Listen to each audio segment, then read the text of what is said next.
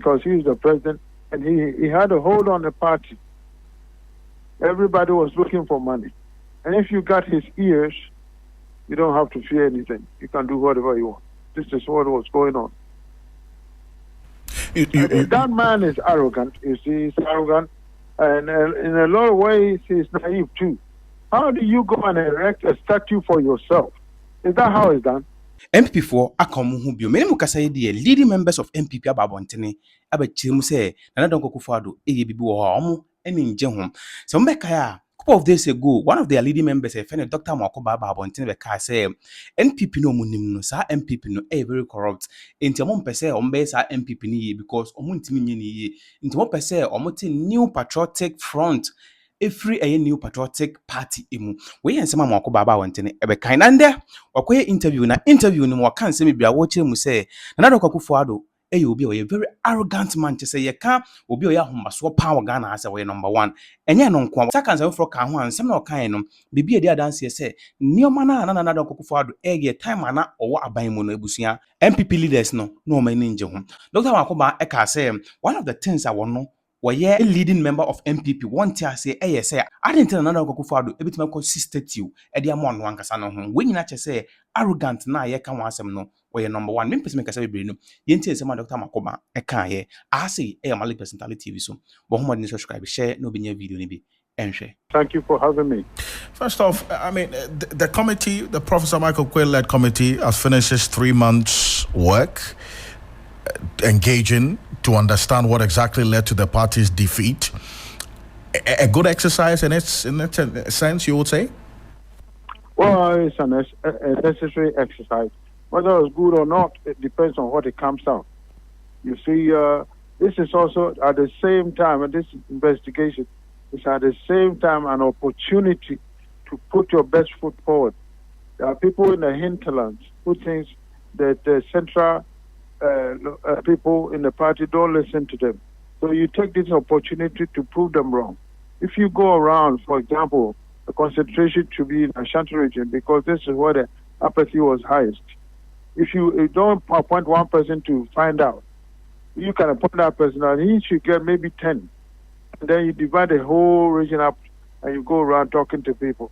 That alone makes a lot of difference because the person in the hinterlands who feels disaffected is now going to see that they have come to talk to me, that I am important to them. So you are finding things out, and at the same time you are campaigning for them to come back. And they are easily to be pushed to come back when you do that. You don't sit in Accra and just write a report that this is what happened. This is what we are doing. And we don't know what happened really. Well, we'll wait and see what they say. Well, you can come up with generic ideas, which anybody can. And I won't be surprised if most of what we get is like that. You see, I won't be surprised at all. Because if go to the hinterland, Ashanti region is where the problem is, not Accra. Why do you sit in Accra and appoint an old man in Accra to do this thing? Why? Well, only for him to also appoint someone else? No. I don't understand it. Well, I recall that there was a similar excess in the Ashanti region where the former Swami majority leader, Osechi Mensah Bonsu, was the one who led the process as well in the Ashanti region. They engaged, and some recommendations were made in that stead. Oh, yes. It is a lot better if it's the local people who are doing it than outsiders far away, you see.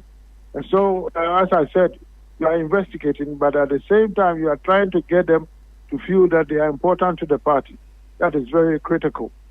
So when everything is said and done, those people are easier to be brought back to the fold, so to speak. But if you sit somewhere and just write generic ideas, it doesn't mean anything. The hurt is still there. The anger is still there. You haven't mitigated any of it. You had earlier raised concerns about Professor Michael Quayle leading this fact-finding committee to establish exactly what led to the party's defeat. Why is that? Because he was part and parcel of the administration. Wasn't he the speaker earlier? He was the speaker. And the MPs complained that they don't want him anymore. The president should change him. He didn't. You know, he said that was the person he wanted.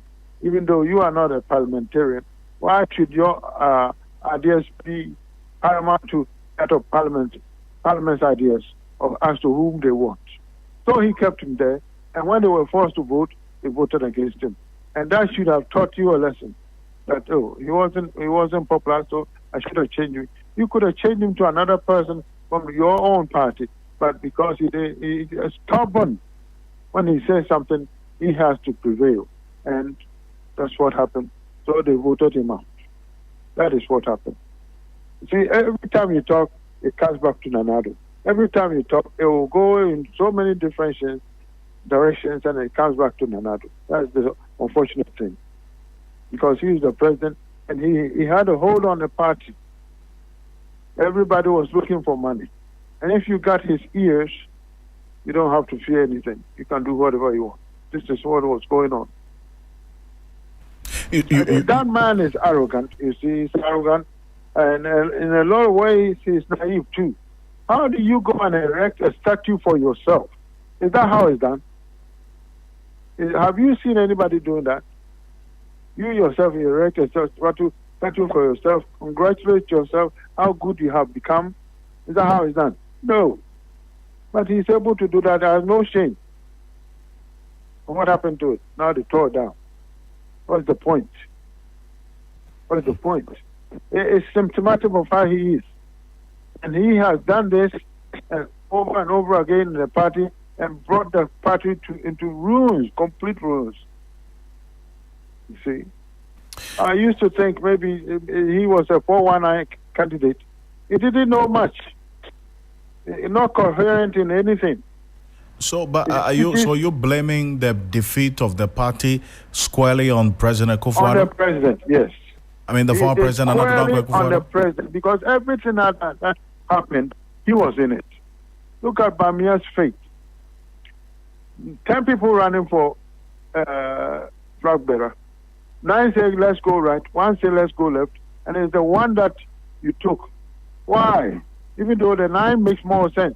If you vote in one place, you can monitor all your happenings in the party and your people. It's cheaper, but no. Why did you pick the other one? That's more expensive. There is no reason for it except that this one said it, and it's not a better alternative. And yet that's what they ended up doing. I don't understand it. It means you are not using your brains. What? You do what you want, whether it makes sense or not does not matter, because this one is the one who said it. It's not good at all. Do you think they are going to talk about this? Let's wait and see.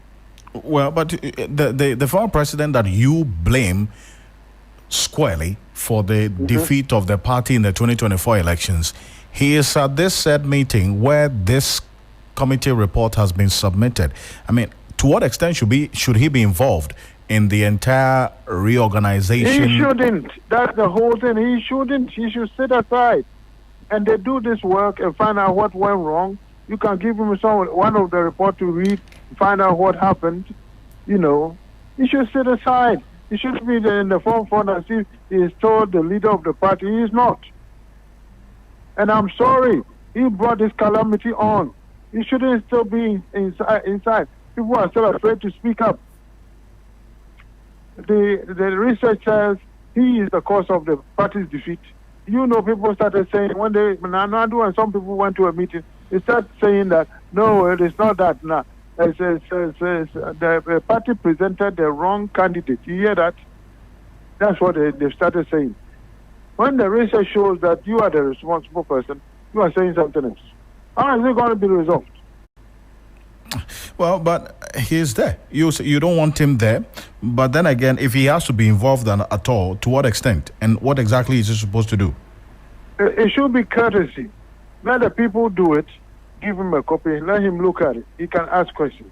That's appropriate. But what does he know better than anybody else? What? He's a former president. He's a former leader of the party. He's a former president, former leader of the party. What leader? If he's a good leader, how come we are in this calamity? You tell me. Calamity. That's what we are.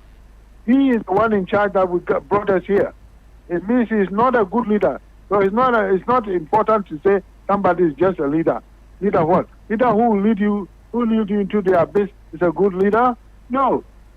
And since he's done that, don't let him be in charge of anything. You can inform him of what is happening, but don't let him be in charge. It means he doesn't know much.